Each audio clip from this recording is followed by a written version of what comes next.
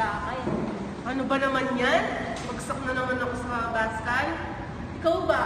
Ilan ka ba? 40/50 lang naman. Wow naman! Ang galing! Nahihilo naman ako ng katalinuhan. Nanonood lang kasi ako ng YouTube videos. Ikaw din, manood ka ng YouTube videos mamaya pauwi natin. Kasi, diba may test tayo bukas. Kasi, may test tayo bukas. Yun, chain rule, tapos implicit differentiation, tsaka rate and change. Sige na nga, makanood na nga yan para naman pumasa ako sa next quiz.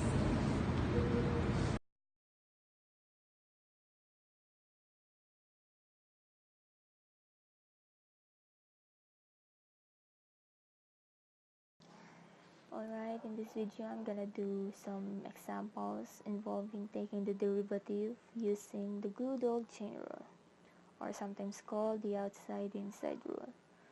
So this is what the chain rule basically says. We'll start off with a function that is actually a composition of functions, and it says to take the derivative of the x, leave the insides alone, multiplied by the derivative of the insides. And notice that you basically get the derivative of the outside function evaluated at the inside function, and then you multiply that by the derivative of the inside function. And that's the basic idea with the chain rule. And with all of the derivative formula that you'll come across, probably the one you'll use more often is definitely the chain rule.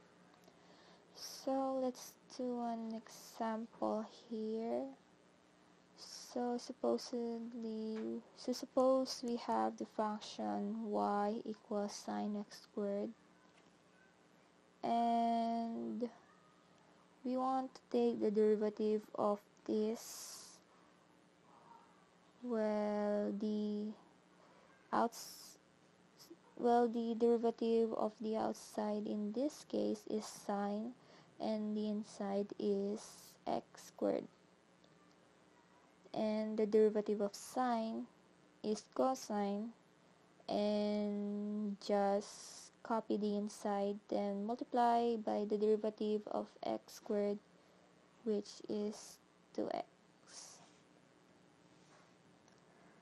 So notice we got, if you think about it again, if the sine is being the outside and the x squared is being the inside, notice we took the derivative of the outside part and we evaluated it at the inside part, and then we multiplied that by the derivative of the inside part. So that's the basic rule of chain rule example. Let's do some other ones here. Suppose I have the function y equals x squared plus 3x plus 4.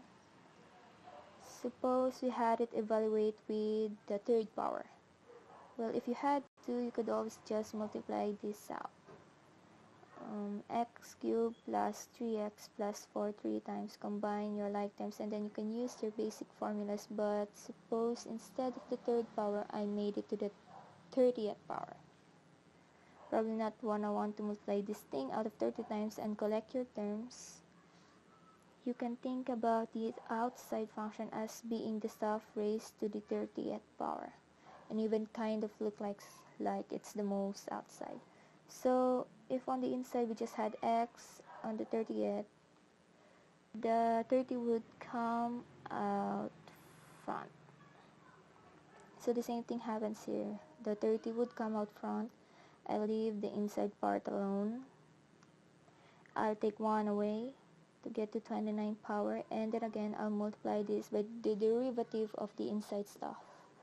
The derivative of x squared is 2x. The derivative of 3x is just 3. And there is your derivative.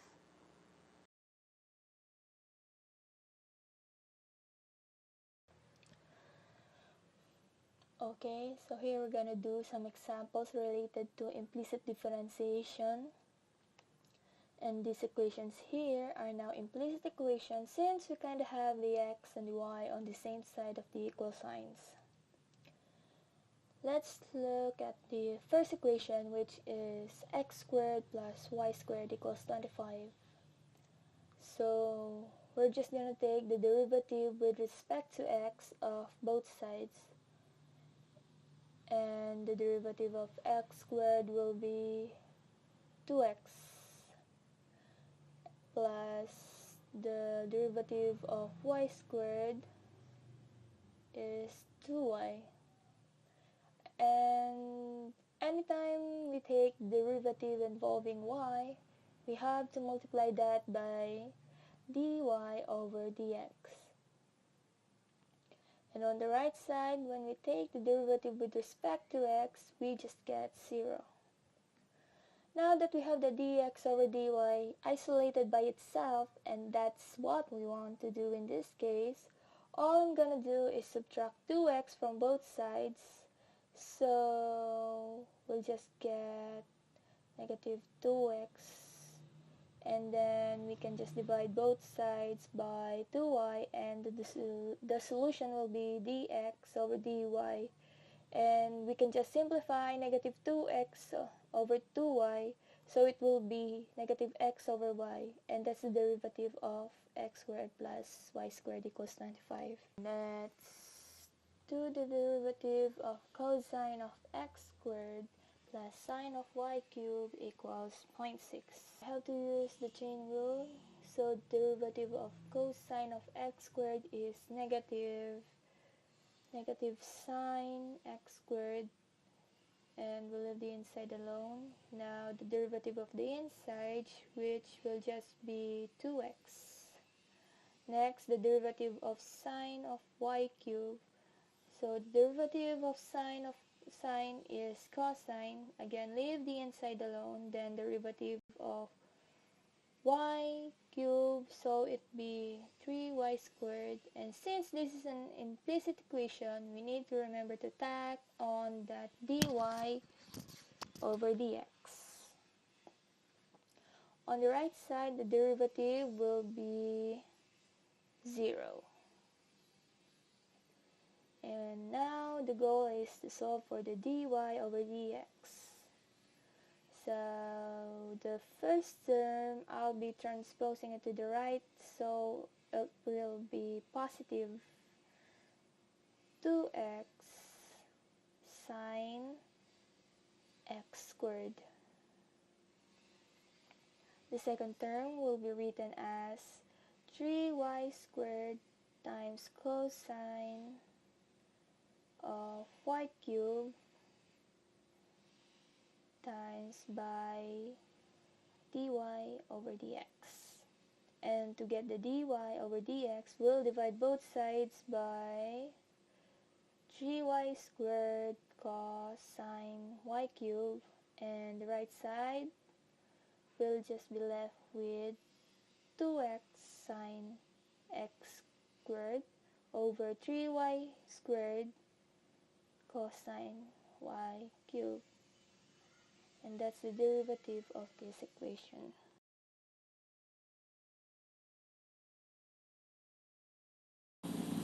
So in this video, we're going to talk about a problem involving related rate.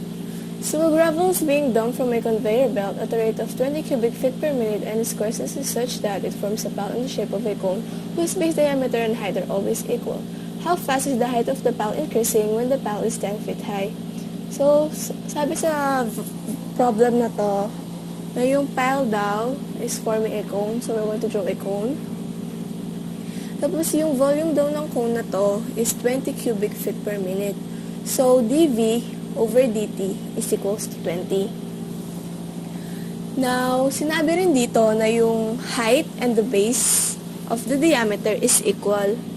So, ililabel natin sa diagram natin as height na small h, tapos yung base diameter small h din. Now, ano nga ba yung hinahanap natin? Hinahanap natin dito is dh over dt kasi yun yung how fast is the height increasing. So, yun. Ano nga ba yung volume ng cone? So, yung volume ng cone natin, diba, is 1/3 pi r squared multiplied by h. Yun yung volume ng cone natin. So, simplifying, we have 1/3 pi r, which is h over 2 squared multiplied by h. H over 2 kasi yung radius is kalahati ng diameter. So, simplifying again, we have pi 12 multiplied by h cubed. And then, simplifying again, deriving na tayo. So, dv over dt, that is the derivation of the volume, is equals to pi over 12 multiplied by 3h squared times dh over dt. So, nakapag-derive na tayo. So, next step is to substitute. So, pi over 12 multiplied by 3 times 100. Kasi yung squared ng 10 is 100. Multiplied by dh over dt. So, di ba, alam natin yung volume ng dv over dt, and that is 20. So, substitute din natin yon. So, yon 20.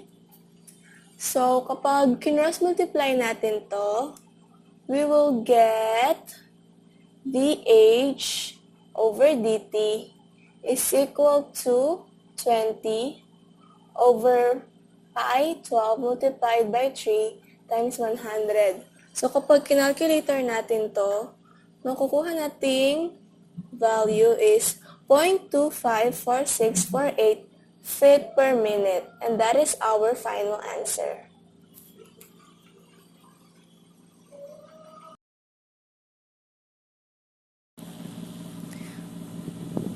So in this video, we're going to talk about related rates.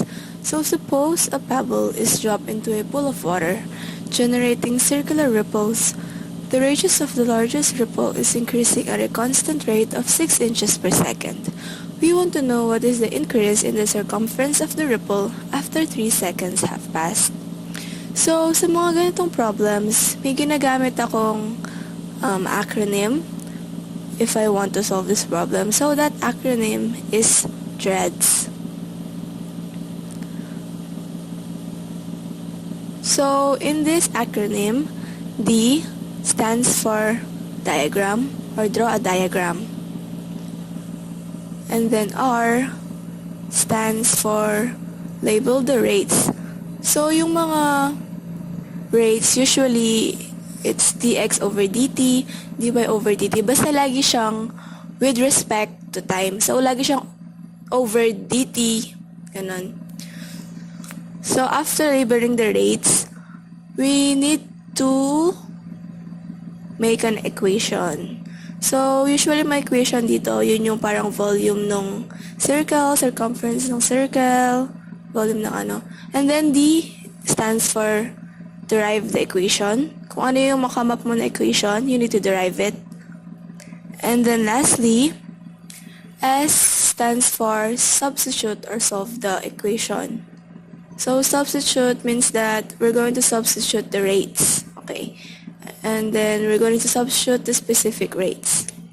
Okay, for the problem, it says that a rock is dropped so that it creates it creates a ripple. So sabi daw na yung largest ripple, meron siyang meron siyang radius na 6 inches. So from the stone to the largest ripple, we will label that as R. So, now meron tayong diagram. We need to do is to label the rates. So, magiging siyang dr over dt. That will be 6 inches per second kasi nga yung radius natin is 6. And then, yung hinahanap natin is circumference. So, magiging siyang dc over dt. Kasi nga laging with respect to time, so laging over dt. So, yung hinahanap natin. It is 20 is equal to 3. Ano daw yung circumference kapag yung time natin is equals to 3. So, may diagram na tayo. We have labeled our rates. The next thing we need to do is to come up with the equation. So, ano nga ba yung equation ng circumference? So, yung equation ng circumference is equals to 2 pi r. So, may equation na tayo. So, next is what? It's to derive. So to derive this equation, it will be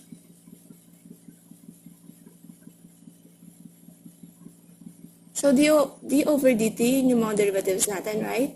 So to derive this, we have 1 multiplied by d dt is equals to 2 pi. Kasi constant lagi yon, so it will not change. So yung r is equals to 1 multiplied by dr over dt.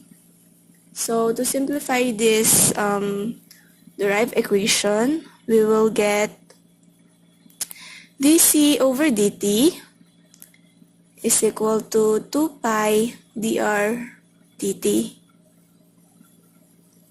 So yan, no? May equation na tayo. All we need to do is to substitute or solve to get the dc over dt.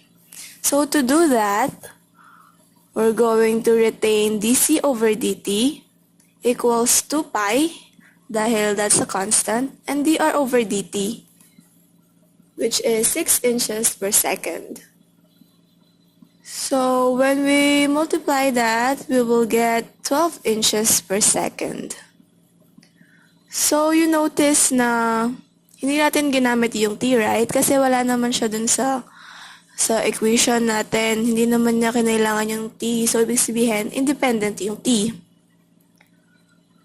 So, yun lang. Thanks for watching this video. Like and subscribe to my channel. And see you again next time.